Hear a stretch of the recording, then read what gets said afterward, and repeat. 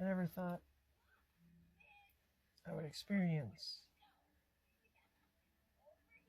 living while people acted like I wasn't alive. Remember when you were a teenager and you were really depressed and you thought about faking your own death to see how people would actually react to you being gone? You found a way to do that, didn't you? So many people see you as gone, dead. You showed them. If anything, I think you just proved what you were afraid of. That a lot of people didn't value you. They would have rather buried you. Worse than death, what they're going through, because they have to know that you're out there somewhere. A stranger in the body of the person that they at one time cared about. They never cared. And it's been proven. And surgery hurts, right? Like going through the process of seeing how many cancers you actually had in your life. It's never easy. Who are you to say that you weren't the cancer? If I'm the cancer, I've always been the cancer. If I'm the problem, I've always been the problem. If I'm the reason they left, it's because they always were going to leave. You're broken. And you've made it part of your identity to break other people. We're all broken in our own way. Your happiness was not your responsibility. Their actual responsibility was to love you unconditionally. You tell people that you transition because otherwise you're going to commit suicide. How do you handle the reality that suicide would have been easier?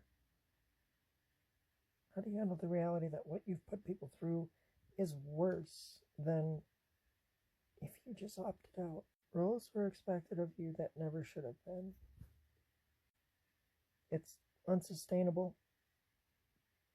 And it's unrealistic to think that your whole identity is just whatever they need from you. I wonder what your funeral will look like. At least if you had opted out, your funeral would have looked full. People would have been grief-stricken, but you left behind good memories. What you left now is tarnished, tainted. No different than what cancer does to a person. You've ruined every memory that people have had with you. I can't really say if I bring good to people's lives or not. And I can't say what my funeral will look like when that day comes. I put in a lot of work with people, and I felt I earned a lot more from them than I ever got. It's hard not to feel very hurt and betrayed by it, because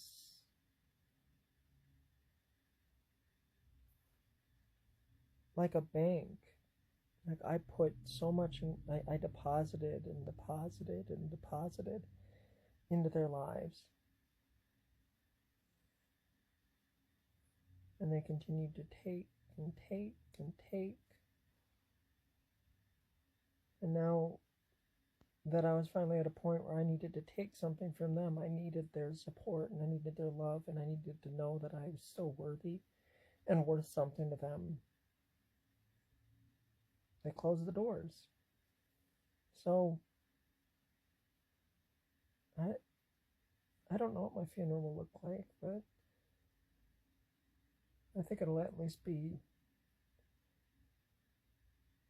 with people who care about me.